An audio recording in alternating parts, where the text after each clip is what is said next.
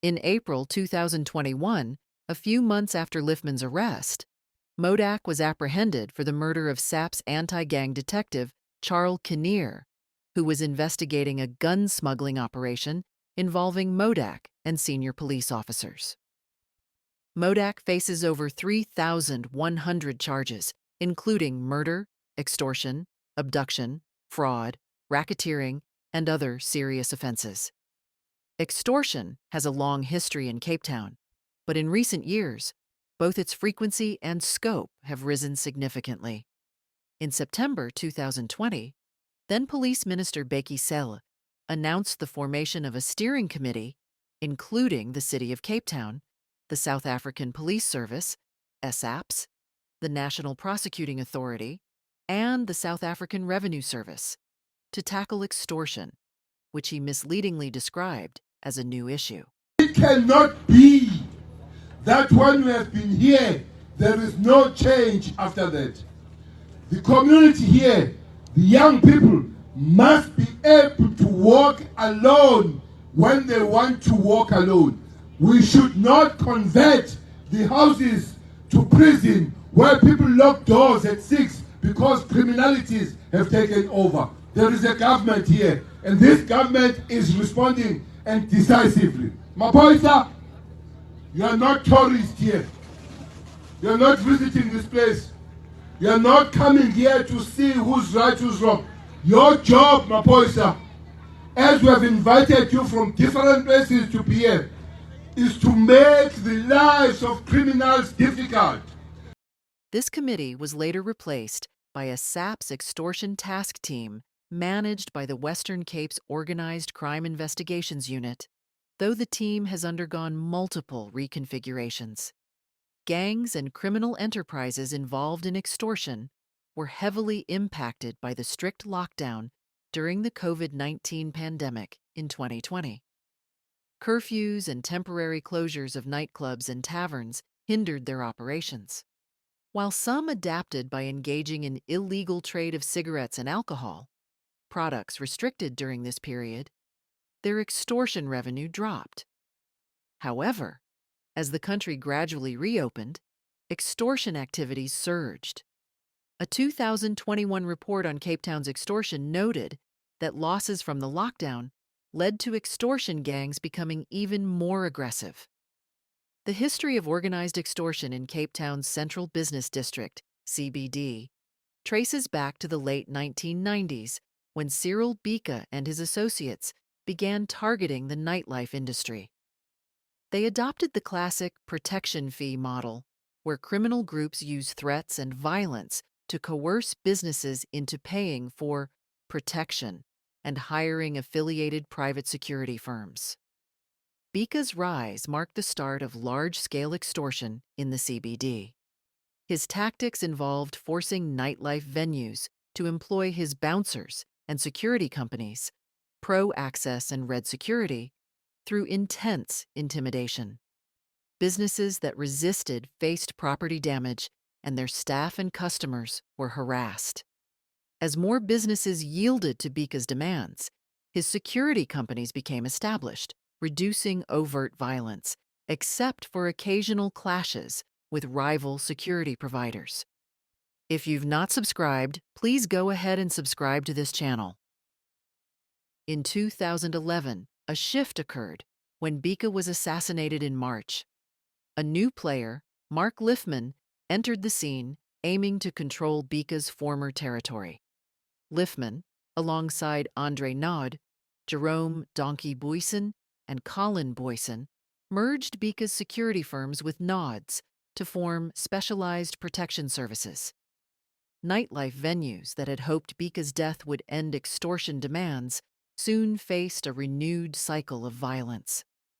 By 2012, Specialized Protection Services dominated the security arrangements previously held by Bika's companies, and the level of violence decreased again.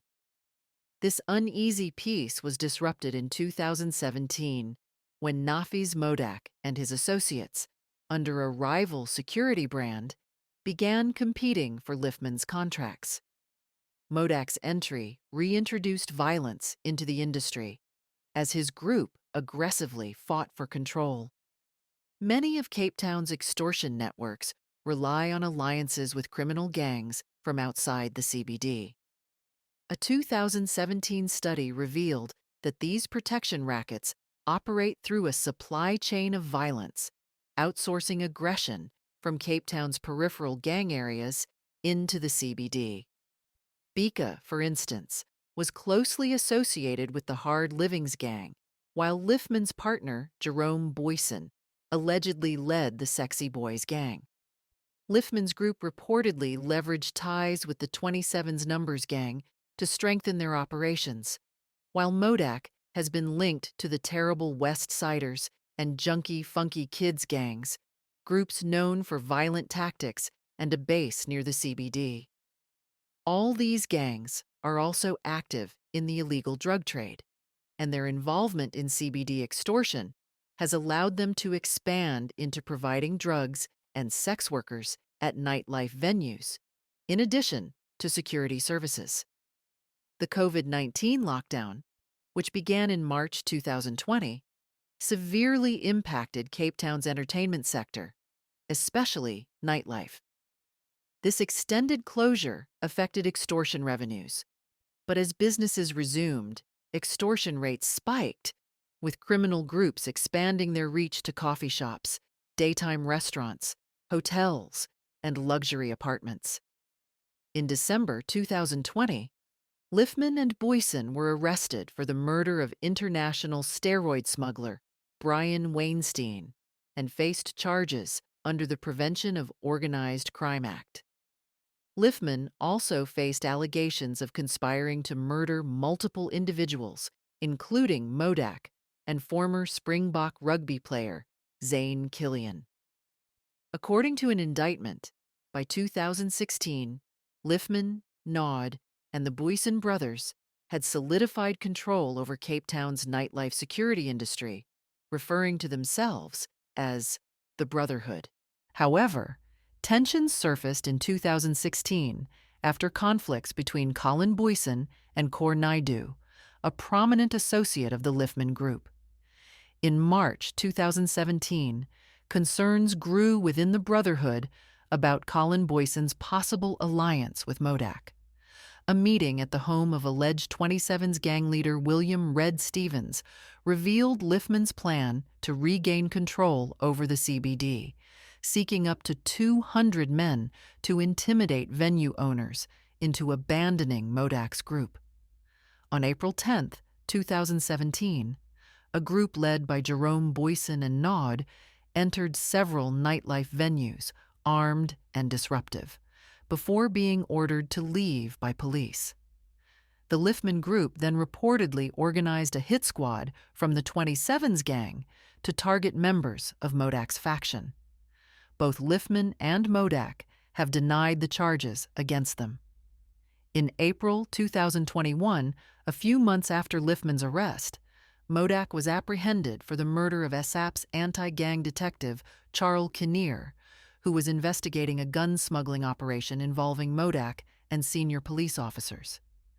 Modak faces over 3,100 charges, including murder, extortion, abduction, fraud, racketeering, and other serious offenses. Despite the gravity of their charges, Liffman and Jerome Boyson were released on bail, although they faced Schedule 6 offenses, requiring exceptional reasons for bail.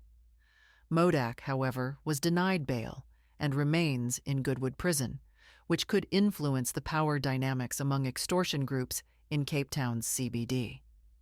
The origins of organized criminal activity in KwaZulu-Natal can be traced back to 2014, when armed individuals disrupted services managed by the eThekwini municipality in Umlazi Township. These individuals demanded a share in local projects, and by 2016, their disruptive actions had expanded throughout the province, targeting both government and private development projects.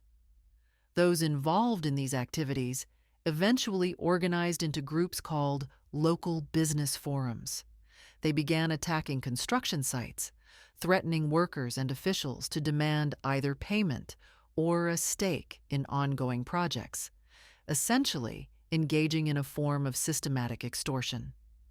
By late 2018, the reach of this construction mafia had extended to other regions of South Africa. The Western Cape experienced its first major construction mafia incident in March 2019, when an armed gang halted the construction of a 2.4 billion rand German oil storage facility in Saldanha Bay, overseen by the Wilson Bailey Homes Ofcon (WBHO) company. Webster Mafia from the South African Forum of Civil Engineering Contractors described the aftermath as resembling a war zone, with vehicles and buildings left charred and destroyed. By 2020, the impact of the construction mafia had spread across Cape Town, affecting infrastructure and housing projects.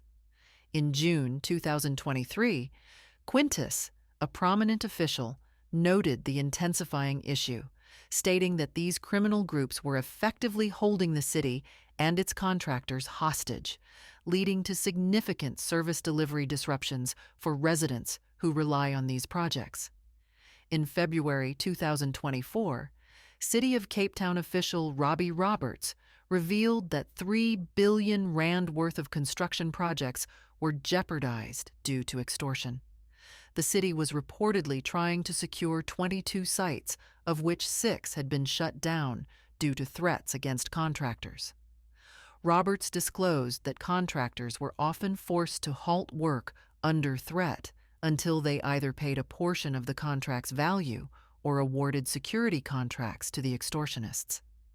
Some construction companies even factored these extortion demands into their bids as a cost. The situation has escalated to dangerous levels, with at least 10 murders and multiple shootings occurring at Cape Town construction sites by early 2023. Tragically, these incidents include the targeted assassination of officials and workers, such as Wendy Kloppers, an official with the Environmental Affairs Department who was killed during a site visit. Kloppers' murder, believed to be a case of mistaken identity, may have stemmed from the city's refusal to meet extortion demands linked to Ralph Stanfield, an alleged leader of the 28's gang. City officials and contractors continue to face serious threats, prompting the municipality to increase security spending significantly. They've implemented armed escorts and even established safe houses for high-risk personnel. Councillor J.P. Smith indicated the city has set up a war room to address the increasing violence and threats surrounding construction projects. Cape Town's taxi industry, another vital sector in the city, is not immune to such organized criminal activity. Operating largely informally, the taxi industry serves as a primary mode of transportation for working-class residents. However, it's also known for its deeply ingrained violent practices. Since the end of apartheid in 1994, powerful taxi associations, referred to as mother bodies, have resorted to mafia-like tactics to maintain control and fend off competition. Cape Town has 3 main associations: the Mitchell's Plain Taxi Association, CODATA, and CATA. Rivalries between CODATA and CATA have led to violent outbreaks, with the period from 2020 to 2021 being particularly deadly. During this time, 239 people lost their lives in taxi-related violence in the province. Extortion is prevalent within the taxi industry, where operators are required to pay various fees, including membership and route-specific dues. These fees are often subject to sudden increases, and additional ad hoc payments, known as bucket money, may also be demanded. Enforcers, known as isinkabi, are frequently hired to carry out threats and ensure compliance. Some of these enforcers have used their violent tactics to gain influence, eventually rising to prominent positions within the taxi industry. One such figure is Bonka Malala, an alleged hitman who has ascended to a powerful role as a taxi boss. Malala owns a variety of businesses, including a taxi fleet, a construction company, and a bus company, and has affiliations with both CATA and the Eastern Cape Som Taxi Association. Malala's influence extends beyond the taxi industry, with reported links to gangs involved in township extortion. In December 2023, he was arrested in Pretoria during a large-scale operation by Western and Eastern Cape police forces.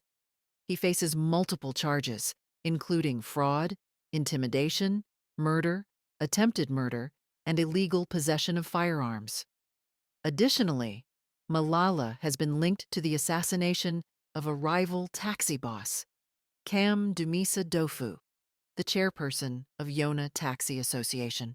Dofu had reportedly filed a police complaint in May 2023 after Malala threatened his life. Tragically, Dofu was killed in October 2023 by unidentified gunmen, underscoring the violent power struggles that plague both the taxi industry and the broader extortion ecosystem in Cape Town. Thank you for watching. Kindly drop your thoughts in the comments section and see you in our next video.